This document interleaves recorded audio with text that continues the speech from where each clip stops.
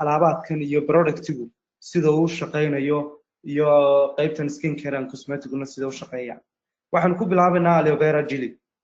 Aloe vera jelly waa skin best friend in tube, soothes and claims and nourishes, safe to use anywhere you can reach and help it reduce scarring.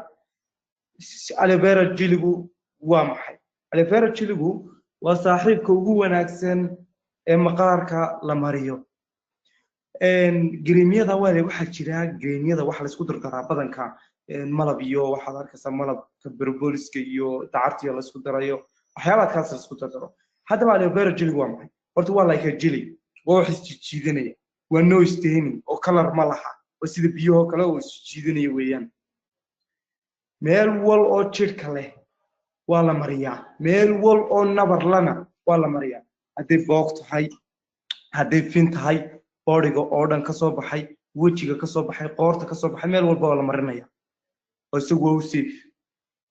Sidoo kale wuxuu aad ugu fiican yahay aad ugu wanaagsan yahay waxa weeyaan aloe vera jelly-gu oo isaguna muhiimad badan leh oo aad ugu fiican in nabarrada lagu dhayo. oo imka waxa jirta isbitaallo badan oo qaata oo nabarrada aad u isticmaala inay ku dhayaan. oo nabarka kala la marinayo dadna soo shrinkage ku sameeyo oo sheekhinaya. dadku markay gubtaan oo kale diirka ka kaco aad buu ugu fiican yahay marka la mariyo. marka wuxuu nabar furan aad buu ugu wanaagsan yahay. Aloe vera jelly-gu waxyaabaadka ugu fiican waxa kamid ah qaybtan finanka waqtiga joogan ay active yihiin waliba ay finanku taagan yihiin ayaa la isticmaalaa oo la siiyaa qofka finankiisu active yihiin ay taagan yihiin. waxyaabaadka kale oo muhiimka u yahay waxa weeyaan sida loo marsanayo iyo nidaamka waynu gaari doonaa laakiin waxyaabaadka kale muhiimka u yahay waxa weeyaan dadka casaanka leh, dadka mililka leh ee casaanka wejiga casaanka ka cabanaya, dadkaas waxa weeyaan waa dad chemical isticmaalay oo alaabaad chemical iyo greemyo hore uu qofkaas isticmaalay weeyaan. deetana wejigiisa sleeping ba ku dhaco uu leefmay, uu dhilmay. dhilanka dhadhan ee wejigii ku yimid wuxuu keenayaa wejigiisu inuu qafiifo. markuu qafiifo wax walba uu diidaya, xasaasiyad buu leeyahay oo koronaya wax buu diidaya waa sidoo saamuun baanu waa wejigan qafiifay weeyaan wax kale ma. muxuu qofkaasi u baahan yahay? qofkaasi wuxuu u baahan yahay intaan mililba la siinin iyo propolis iyo kuwa mililka iyo waxaas oo dhan waa phase 2 iyo phase 3 iyo waxa weeyaan. phase 1 ku waa nutrition. war wejigaaga wixii hore isticmaali jirtay jooji. waxa lagu siinayaa soo kabasho marka hore. wejigaaga waxa laga saarayaa wasakhdii iyo chemicalkii wixii aad isticmaashay oo dhan ayaa laga saarayaa. deetana sidaa daraadeed waxaad qaadanaysaa aloe vera jelly-ga iyo scrub-ka. scrub-ku ku meelaya wejigii kadib deetana jelly-gu marinaya. markuu 3 week isticmaalo aanbaba haddii dhaawac badan uu soo gaadhay uu bil isticmaalo ayuu berboliska oo in yara uu isticmaalay sidoo marsanayo waxyaabaadka berboliska in kaga hadli doonaa. waxa muhiima dadka finanka leh sida uu anfaca waxa weeyaan hadduu qof wejigiisu daray yahay oo weji qalalan yahay afakaadhada la siiya oo afakaadhadu dux bay leedahay. afakaadhadu ku meedhaya wejiga. markuu ku meedho wejigii ayuu inta farta lagu marsanaya wax ma looma baahnayn baabacada iyo gacanta iyo waxa ku marsado. fartaasu ku marsanaya amount yar baa la marsanaya. fartaasu ku marsanaya.